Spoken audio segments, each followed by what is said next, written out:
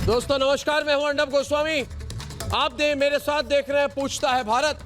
देश में लॉकडाउन 17 मई तक बढ़ा दिया गया है। देश कोरोना के खिलाफ जो जंग लड़ रहा है उससे जीतने के लिए लॉकडाउन बढ़ाना बेहद जरूरी था। देश हित में है ये, देश हित में ये फैसला लेना बेहद जरूरी था। रिपब्लिक भारत आपसे अपील करता है, मैं आप सबसे अपील करता हूं कि कोरोना को हराने में देश का साथ दें, लॉकडाउन का पालन करें। इसी लॉकडाउन से कोरोना डाउन होगा। देश में कोरोना के केस की संख्या 33,000 के आंकड़े पर आ चुकी है। 8,000 से ज्यादा मरीज ठीक होकर घर जा चुके हैं। सरकार के इसी फैसले से कोरोना देश में दम तोड़ता दिख रहा है, इसलिए हौसला रखिए। इस बार लॉकडाउन को तीन जोन में बांटा जा रहा है। पहला है रेड जोन, ये पूरी तरह लॉकडाउन रहेगा इन जोन पर। दूसरा है ऑरेंज जोन, ऑरेंज की जोन जो है वो थोड़ी छूट मिलेगी उस जोन पे। और आखिरी है ग्रीन जोन, ये ग्रीन जोन में सबसे ज्यादा छूट रहेगी। इस बार हर हिंदुस्तानी को लॉकडाउन का पूरी तरह से पालन करना होगा ताकि आगे लॉकडाउन की जरूरत ना पड़े। याद रखना, एक छोटी सी भूल भी देश पर बहुत भारी पड़ सकता है। मैं डिबेट शुरू कर रहा हूं आज। पहले मैं ऐश्वर्या कपूर को आमंत्रित करता हूं, हमारे राजनीतिक संपादक जिनके पास पूरे डिटेल हैं। उसके बाद हम डिबेट शुरू करेंगे। संगीत रागी आरएसएस से जुड़े हुए हैं और प्रेम कुमार कांग्रेस का समर्थन करते हैं। ऐश्वर्या, पहले बताइए कि ये जो लॉकडाउन है, जी अर्नब, लोगों को कैसे पता चलेगा कि उनकी एरिया जो है वो कौन से जोन में पड़ती है? ये लोगों को कैसे पता चलेगा?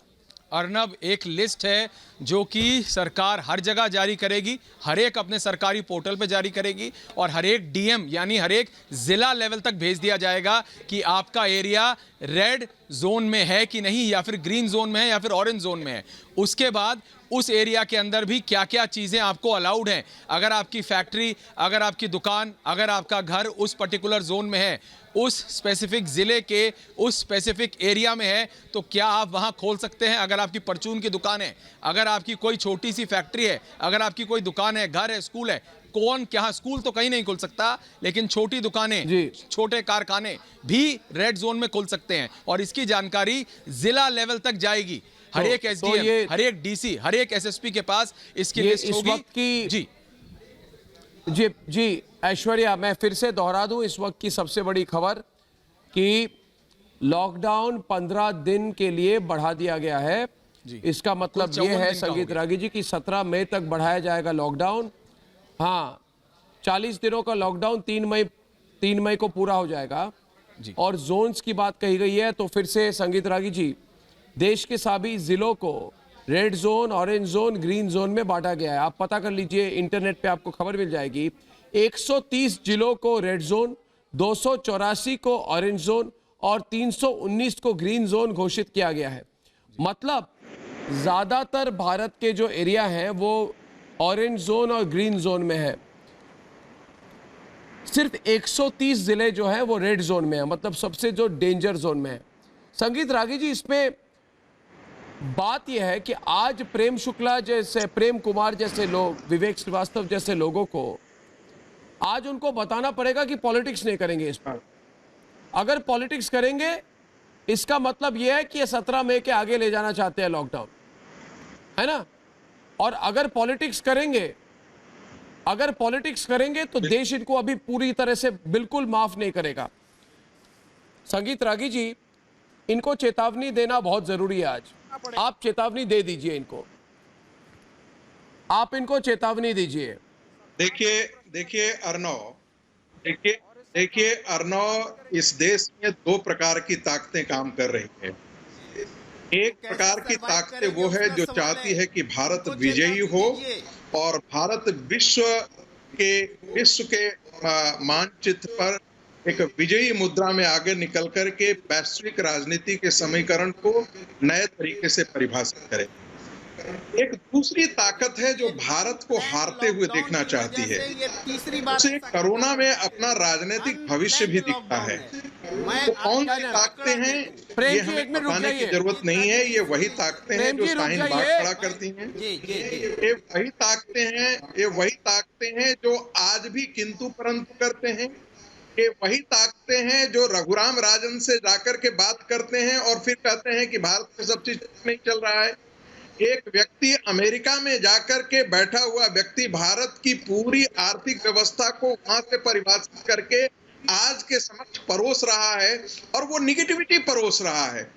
तो मुझे लगता है कि इससे भी लोगों को बहुत संयमित तरीके से देखने की आवश्यकता है और जो भी राष्ट्रवादी ताकतें हैं, जो भी भारत का हित चाहती हैं, जो भी भारत के लिए चिंतन है, जो दिन रात अहर्निश इस प्रयास में लगे हुए हैं कि मां भारती का सीना गर्व से ऊंचा उठे, भारत एक वैश्विक व्यवस्था में अपनी एक नई जगह बनाए, भारत एक वैश्विक राजनीतिक समीकरण में एक नई अपनी जगह बनाए, वो लोग जरूर चाहेंगे कि लॉकडाउन को पूरी अच्छे तरीके से कार्यान्वित किया जाए और 17 मई के बाद ये संगीत रागी जी, मैं कह देता हूं आपको, ये जो लोग हैं संगीत रागी जी, ये जो लोग हैं, नहीं मैं एक बात कहना चाहता हूं। आप इस वक्त रागी जी एक मिनट नहीं है कि ये जो चाइना और अन्य बाजारों पर मैन्युफैक्चरिंग के लिए अपने आप को डिपेंड करना पड़े।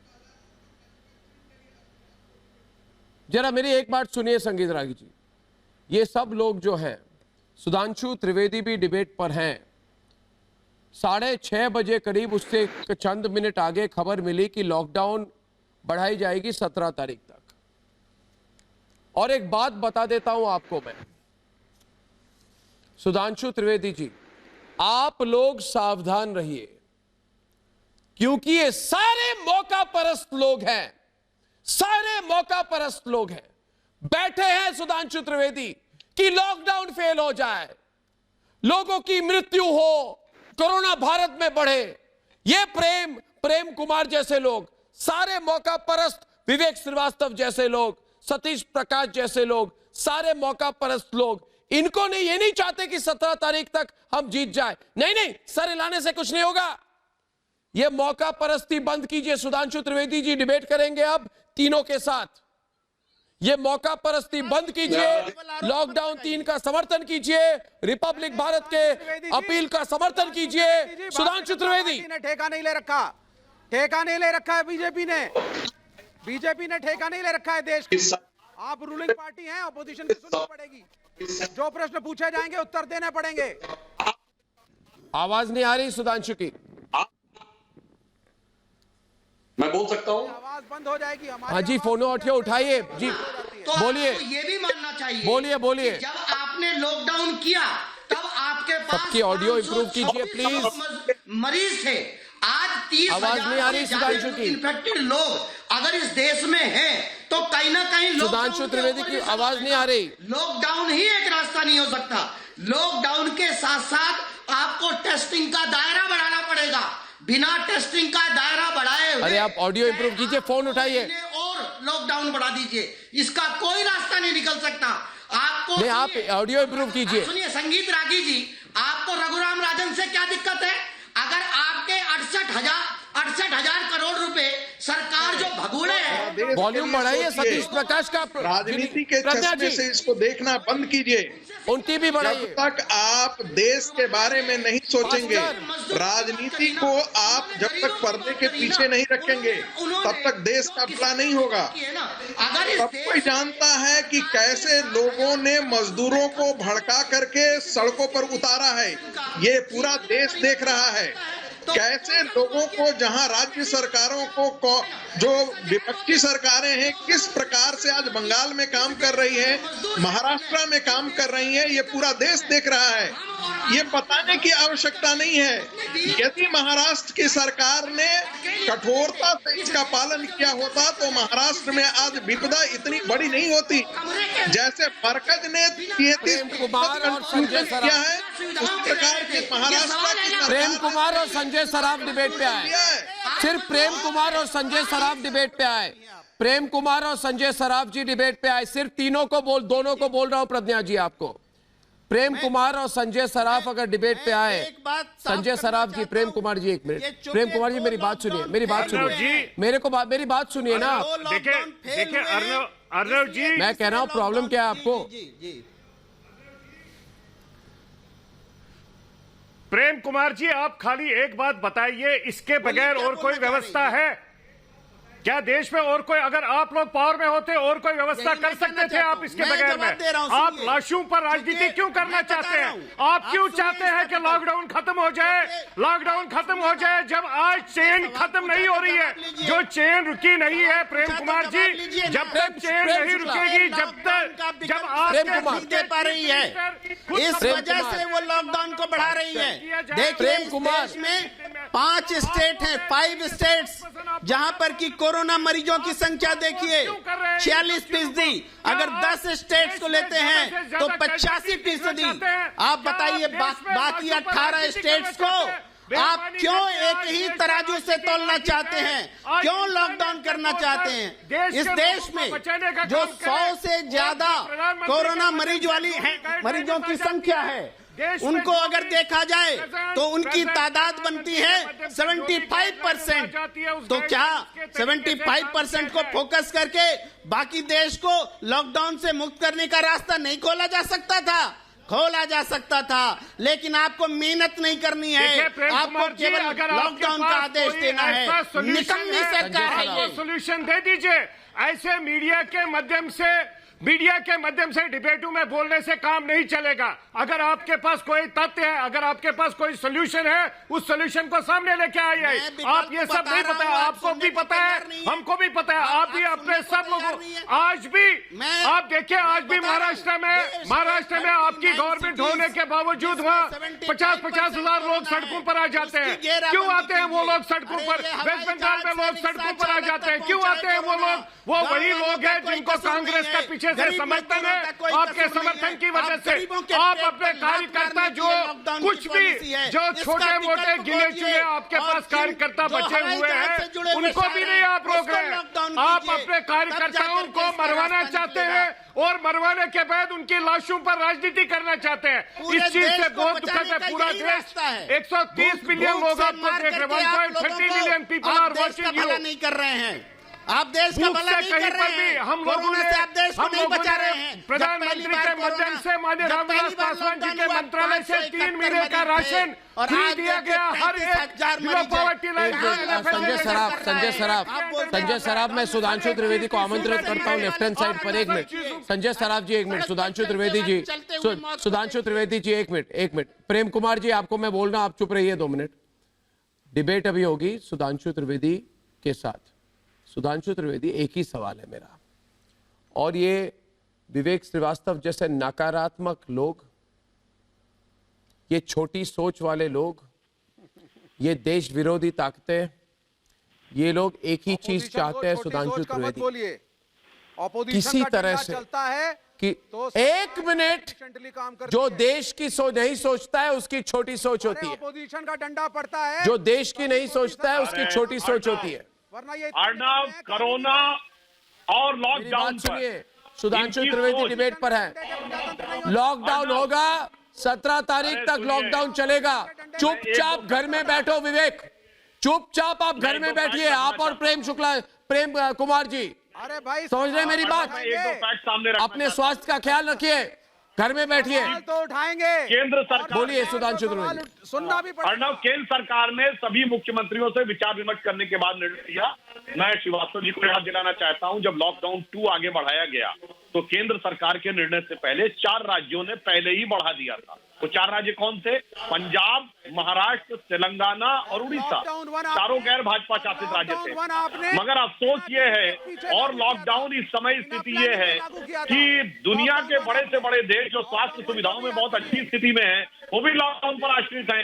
फ्रांस में भी लॉकडाउन है 15 मई तक, और राहुल गांधी के ननिहाल इटली में भी लॉकडाउन है। कई महीनों से लॉकडाउन है, जबकि वहां स्वास्थ्य सुविधाएं बहुत अच्छी हैं। ब्रिटेन में लॉकडाउन है और अमेरिका में इसी आलोचना चल रही है कि उन्होंने लॉकडाउन में देरी की। मगर समस्या जानते क्या है? विवेक श्रीवास्तव जी और प्रेम जी जैसे लोगों के लिए लॉकडाउन और कोरोना से लड़ने में सियासत ऐसे बदल जाती है यदि मध्य प्रदेश में 4 विधायक सोशल डिस्टेंसिंग के साथ मंत्री पद तो इनको जब वापस भेजोगे, रेड जोन में डीटीसी बस चला रहे हो, माइग्रेंट लेबर को वापस भेज रहे हैं, फिर कह रहे हैं हम इंडस्ट्री खोल रहे हैं। चुनेंगे 9 MLC को तो वो सही है, चूंकि आपको अपने मुख्यमंत्री की कुर्सी बचानी है। बोलिए ना, मध्य प्रदेश में 4 विधायक मंत्री पद की शपथ लेंगे तो वो आलोचना योग्य है, और महाराष्ट्र में 293 विधायक आकर वोटिंग करेंगे तो सही है। इसलिए देश ने पूरी तरीके से देखा है। इरफान के जनाजे में 4 आदमी गया कौन कर रहा है? हिंदू मुसलमान को आप करते हैं। ये बताइए, सबसे पहले कोरोना को किसने जोड़ा धर्म से? जब मौलाना साहब का ये बयान आता है कि तुम्हारी मजहब तुम्हारी रक्षा करेगा, तुम आकर यहाँ नमाज करो, कोरोना तुम्हारा कुछ नहीं कर पाएगा, डॉक्टर की बात मत मानो। अरे एक नहीं, एक दर्जन ऐसे हमने वीडियो देखे हैं व्हाट्सएप पे, यूट्यूब पे, जहाँ कहा जा रहा है कोरोना का इलाज क्या, 5 वक्त की नमाज। अरे तब आपके मुंह पे टेप तो लग गया भाई, राजनीति करते रहे। अरे बोलिए ना, मध्य प्रदेश में 4 विधायक शपथ ले रहे हैं, तो आपको लगता है कि कुछ नहीं हो रहा है, गलत हो रहा है, और 293 विधायक आकर वोटिंग करेंगे MLC चुनने के लिए, तो वो सही है। कुमार भी जवाब दीजिए, होता है और 24 मार्च से लॉकडाउन होता है। अरे आप बताइए, राजनीति कौन कर रहा है? सबसे ज्यादा मध्य प्रदेश प्रभावित है, वो सारी महाराष्ट्र प्रभावित है। मार्च को शिवराज सिंह चौहान के शपथ ग्रहण के लिए आपने 1 हफ्ते लेट की लॉकडाउन करने में। क्या शिवराज सिंह चौहान का शपथ ग्रहण जरूरी था या देश में लॉकडाउन जरूरी था? आप बताइए, राजनीति कौन कर रहा है? कौन कर रहा है राजनीति? जवाब दीजिए प्रेम कुमार जी, की बात मत 23 करिए। मार्च को शपथ ग्रहण का इंतजार किया गया, उसके बाद आपने 24 तारीख को लॉकडाउन लगाया। अरे मध्य प्रदेश के स्पीकर ने 23 मार्च तक कोरोना की वजह से सत्र को निलंबित कर दिया था। मध्य प्रदेश का स्पीकर सही साबित हुआ और बाकी लोग गलत साबित हुए। राजनीति कौन कर रहा है? कौन कर रहा है राजनीति? मत करिए। जब शिवराज सिंह चौहान का शपथ ग्रहण हो रहा था, उस समय महाराष्ट्र प्रदेश में कितने थे?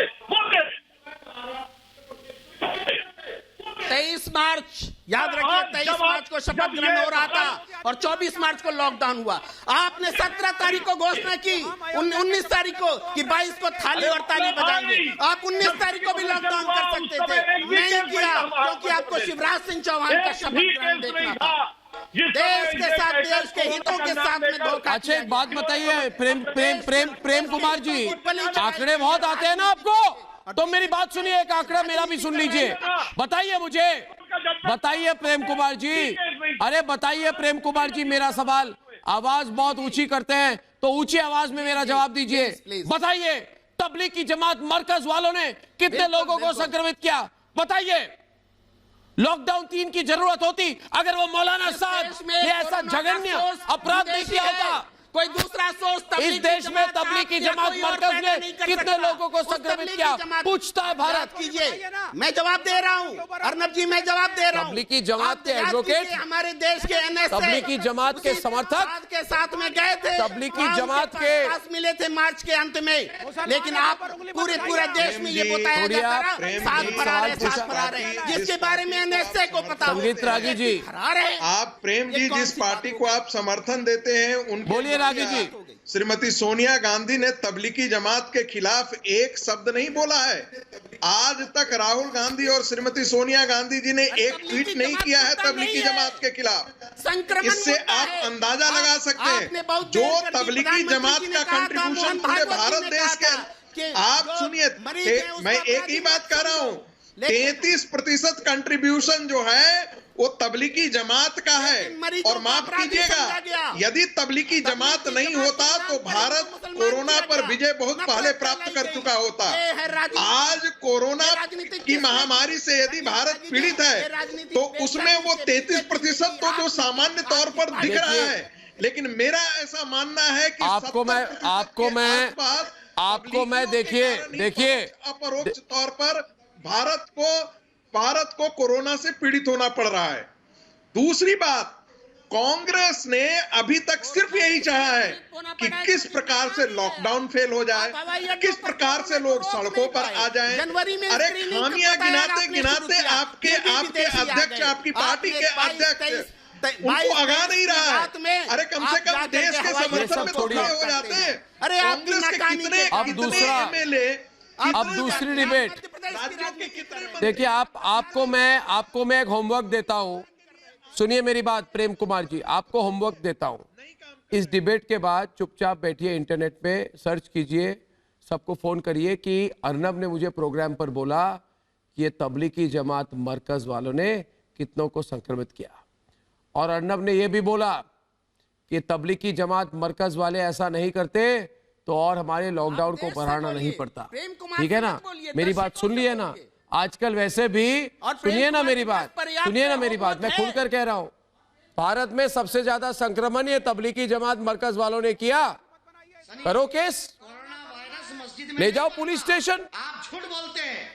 और 12 घंटे मुझे इंटेरोगेशन करा लो, मगर मैं बोलूंगा कि भारत में सबसे ज्यादा कंट्रीब्यूशन जो है तबलीगी जमात मरकज वालों ने किया।